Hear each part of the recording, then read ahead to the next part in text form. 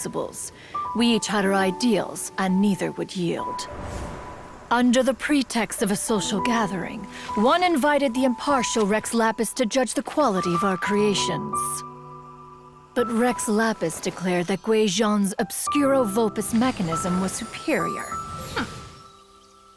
Though one was too proud to acknowledge it, in one's heart, one knew that Guizhong was indeed the superior talent in the mechanical arts. As for the story between Guizhong and Streetward Rambler, that begins with a certain bell. In Guizhong's opinion, while mechanisms were no substitute for human composers, they were yet capable of producing simple but fine melodies.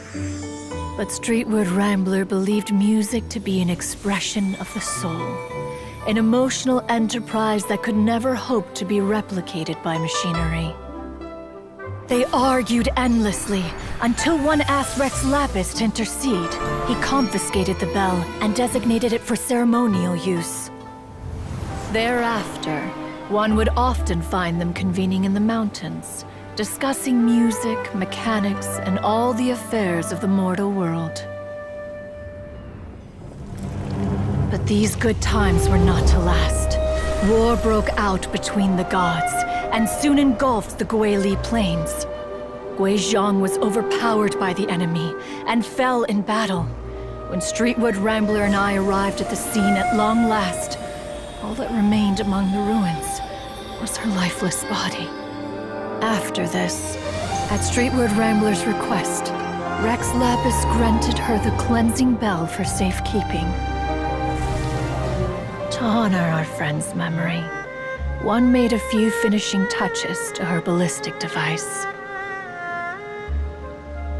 Many lantern rites have passed since then. Many greetings and goodbyes. Upon what do you gaze? The Guili Plains? No.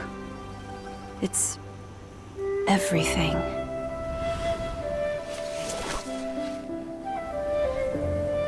We think of human life as like a lantern that's lit one minute and extinguished the next.